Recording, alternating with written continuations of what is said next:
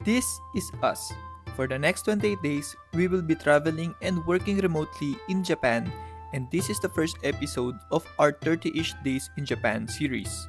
For this episode, samahan nyo kami to wander around Narita before we officially start our trip, which includes Sapporo, Tokyo, Nikko, and Hakone. Watch this video para malaman nyo why you should consider visiting Narita on your Japan trip.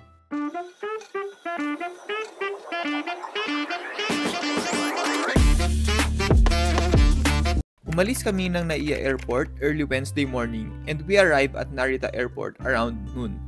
It is a 5-hour flight with 1 hour time difference.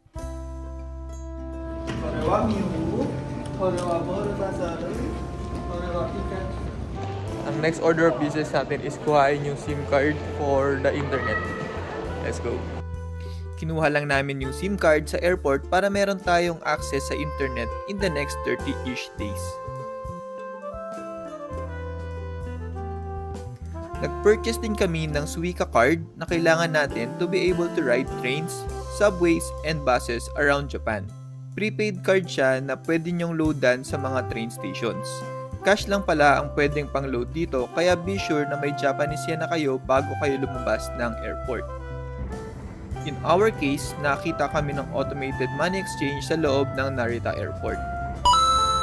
20 minutes from Narita Airport via Keisei Line, we arrive at Keisei Narita Station. It's a beautiful sunny day dito sa, well, hindi sunny, cloudy. Pero it's beautiful weather dito sa Narita. And hinahanap namin yung aming Airbnb. Ito na yata ang aming apartment. Since hindi pa natin time to check in, iwan muna natin yung gamit natin sa hotel locker so we can start our tour. Our first item sa ating Narita itinerary is Omotesando Street. It is a 800 meters road that contains restaurants, souvenir shops, and specialty stores with aesthetically pleasing buildings and architectures. Hindi lang mata mo ang mabubusog at the end of this street sa dami ng food temptations along the way.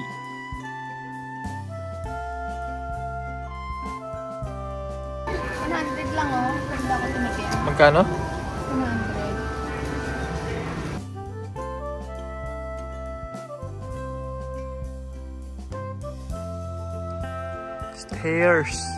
Stairs. Di sila nahiya mag-stairs.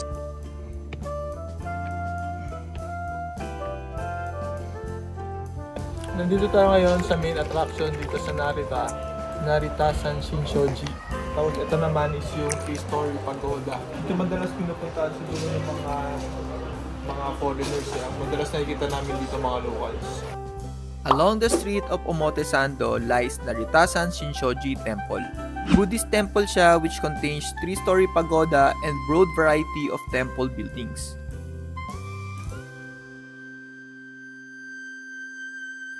Mostly locals ang mga nakikita namin who visits the place pero meron ding mangilan-ngilang tourists. This is a good spot if you want a peace and quiet place to take a break. Last but not the least sa ating Narita itinerary and kapitbahay lang ng Naritasan Shinshoji Temple ay ang Naritasan Park. A 160,000 square meters of land with traditional Japanese garden where locals and tourists can enjoy a nice stroll.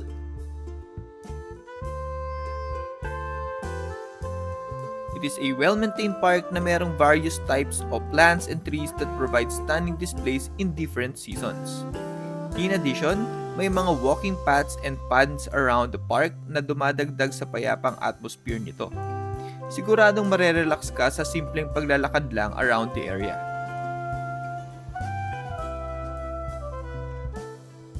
After a long day of work, tingin ko dito nagpupunta yung mga locals, mga Japanese to release their stress, diba? And be one with nature. Diba? Sila yung nag-adjust sa puno, hindi yung puno yung nag-adjust. Oh.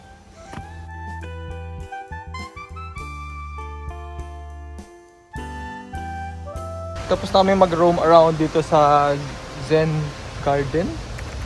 Zen Buddhist Temple Garden nila. And kakabigay lang ng announcement. Hindi namin naintindihan pero based dun sa Google Maps, tingin namin announcement yun na magko-close na yung temple kasi 4 PM na din. Kaya ngayon, palabas na kami ng temple, ng Buddhist temple. Babalik kami dun sa Omote Sando Street para maggala-gala pa. Tapos siguro mga around 6 PM mag-dinner na kami.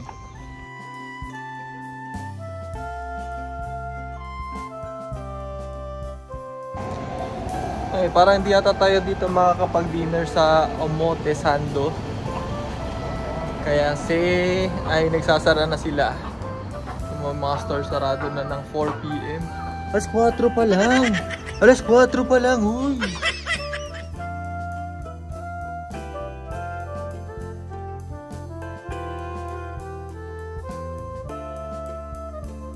We ended our tour by taking dinner at an affordable Japanese restaurant and spent around 750 pesos para sa aming dalawa na. Hello, Regine Biru. Ganda naman. Ganda mga sleeper. And automatic na yan maglalak. Wow! Tapos ito yung ating room. Meron tayong dalawang futon bed. Pwede mo ihang yung mga coat mo dyan. Tapos siguro dito na lang muna natin ilagay yung ano natin, mga luggage, diba? Sa labas. Ano kaya to? Okay. So ito yung toilet. Ay, automatic nag-open yung lights. Alam mo sila dito, hindi sila nagtitipid talaga sa toilet. Tingnan mo naman. Parang talagang galing future talaga yung ano nila. Yung toilet nila talaga. Oh, grabe. Pero tingnan nyo itong lababo. Diba? Napakaliit. Sa bagay, hindi ka naman maglilinis dyan ng pinggan o kaya plato. Kaya siguro kamay lang talaga kasya dyan. Hiwala yung shower natin, diba? Ang ganda, oh. Maliit lang din siya. Mukha siyang malaki. Pero maliit lang din siya. Ganun na siya. Shower na siya. Diyan yung conditioner, shampoo nyo. O, dyan yung body soap. Ligo ka na lang. Diba? So, nagpre-prepare na kami pa-check out dito. Ang time ngayon is 9:30 in the morning. Check out kami ng 10 AM. Pero hindi pa kami alis dito sa place na to kasi mag-work pa kami dun sa common area. Mamaya pakita ko sa inyo yung common area. Pero again, ito yung aming room. Diba? Ang cozy niya. Napakaliit lang ng space. Pero livable space siya. Talaga. And comfortable naman yung pagstay namin dito. So sa labas lang ng room namin is itong common area. Yan, dyan namin plan mag-work today. Kasi check out na kami ng 10 AM. Tapos, mamayang gabi, punta kami ng airport para magpunta naman ng Sapporo. Tapos, doon naman kami mag-work ng Friday. Napaka-cozy ng area niya. Siyempre, bawal yung sapatos. Tapos, meron namang wifi dito. Kaya, pwede talaga kaming mag-work dito. Tapos, meron ding saksakan para sa inyong laptop or sa mga kailangan yung gadget na i-charge. So, dyan tayo mag-work ngayon.